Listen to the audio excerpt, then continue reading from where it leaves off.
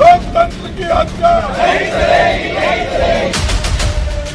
दोस्तों, बिहार में 2020 के चुनाव में आरजेडी को कुल वोट मिले 97 लाख, बीजेपी को कुल वोट मिले 82 लाख, नीतीश को कुल वोट मिले 64 लाख, कांग्रेस को वोट मिले 39 लाख और चुनाव आयोग एसआईआर से कितने वोट काट रहा है? लगभग 65 लाख। और अगर ये 65 लाख वोटर्स सिर्फ एक ही पक्ष के हुए तो आरजेडी के 97 लाख में 65 लाख माइनस करिए, 32 लाख ही बचते हैं। नीतीश के 64 लाख वोटर्स में से 65 लाख माइनस करिए तो 0 ही वोट बचते हैं। कांग्रेस के 39 लाख वोटर्स में से 65 लाख माइनस कीजिए तो भी 0 ही बचते हैं। देखिए, भाजपा को बिहार में अब अपनी सरकार चाहिए। शाह से लेकर भाजपा के तमाम नेता ये बात कह चुके हैं। अब प्रियंका गांधी के हाथ का ये पोस्टर देखिए जरा। इस पोस्टर में नरेंद्र मोदी चुनाव आयोग के अधिकारी से कह रहे हैं डू सर, यानी इसको कीजिए, और चुनाव आयोग का अधिकारी कह रहा है यस सर। सर को यहाँ एसआईआर और सर दोनों ही पढ़ा जा सकता है। बिहार में आखिर हो क्या रहा है? प्रियंका गांधी के हाथ में ये जो तख्ती दिखाई दे रही है उसकी पूरी कहानी बयां कर रही है। नई वोटर लिस्ट में मरे हुए लोगों के नाम जोड़े जा रहे हैं।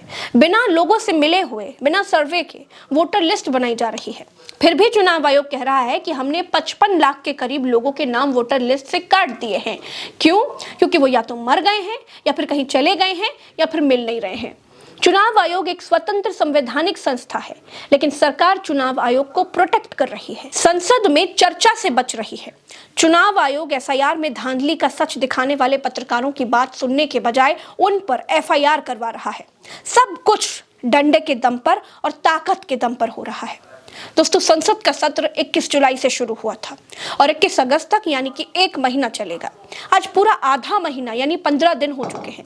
इन 15 दिनों में संसद सिर्फ 2 दिन चली है, बाकी के 13 दिन 10-15 मिनट से ज्यादा चल नहीं पाई। एक दिन संसद चलाने का खर्चा 10 करोड़ रुपए होता है। इस तरह से आपके 130 करोड़ रुपए पानी में बह चुके हैं। पहले दिन की तरह आज भी संसद में विपक्ष एसआईआर यानी कि बिहार में जो चुनाव को लेकर धांधलेबाजी हो रही है, चुनाव आयोग के वोटर रिवीजन पर चर्चा करने के लिए विपक्ष ने मांग उठाई, लेकिन सरकार चर्चा से भाग खड़ी हुई। संसद के बाहर पूरे इंडिया अलायंस ने प्रदर्शन किया। लाल रंग के बड़े से बैनर पर लिखा our vote our right our fight, यानी हमारा वोट हमारा अधिकार हमारी लड़ाई। विपक्ष के सांसद संसद के बाहर खड़े होकर प्रदर्शन इसलिए कर रहे हैं क्योंकि संसद के भीतर एसआईआर पर बात करने की परमिशन सरकार नहीं दे रही है। सरकार को यह मंजूर है कि संसद में कोई कार्रवाई ना हो, हाउस बंद रहे, लेकिन सरकार को विपक्ष की बात सुनना कतई मंजूर नहीं है। दोस्तों, पिछले 13 दिनों की तरह हाउस आज फिर से स्थगित कर दिया गया। मैं पुनः आग्रह करना चाहता हूं, सदन अपनी अपनी सीट पर बैठे तो सदन चलेगा। नियोजित तरीके से, योजना तरीके से सदन स्थगित कराना लोकतंत्र के लिए उचित नहीं है। आप देश की जनता की भावनाओं के अनुरूप कार्य नहीं कर रहे हैं। आप सदन चलाना चाहते हैं, सदन की कार्रवाई आज 2 बजे तक के लिए स्थगित की जाती है। विपक्ष की बात ना सुनना भी लोकतंत्र में उचित नहीं है।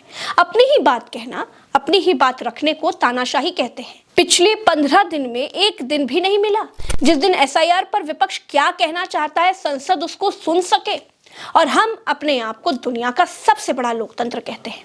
दुनिया के सबसे बड़े लोकतंत्र में भाजपा के राष्ट्रीय अध्यक्ष और मंत्री जेपी नड्डा कैसे महिलाओं से ए ओ कहकर बात करते हैं, वो भी आपको सुनना चाहिए। मैंने कई बार कहा, ओ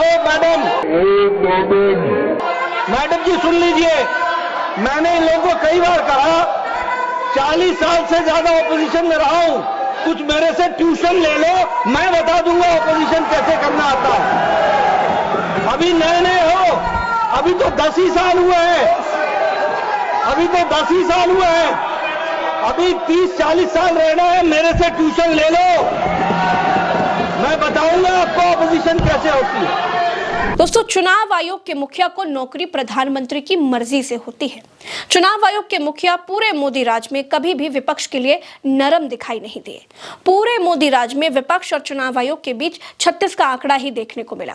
विपक्ष चुनाव आयोग को भाजपा का गुलाम कहता है, चुनाव आयोग को भाजपा के लिए वोट चोरी करने वाला चोर कहता है। चुनाव आयोग की कार्यप्रणाली शक पैदा करती है और भाजपा का चुनाव आयोग के पक्ष में बैटिंग करना इस शंका को और भी ज्यादा गहरा कर देता है। दोस्तों चैनल को सब्सक्राइब कीजिए और सोच कर देखिए कि अगर काटे गए वोटर किसी एक विचारधारा के समर्थक हुए तो बिहार में चुनाव से पहले ही, वोटिंग से पहले ही कितना बड़ा खेल हो सकता है। इस सोचिएगा और इस पर आपकी क्या राय है कमेंट में लिखिएगा। अभी के लिए इतना ही, चलते हैं। राम राम, दुआ सलाम, जय हिंद।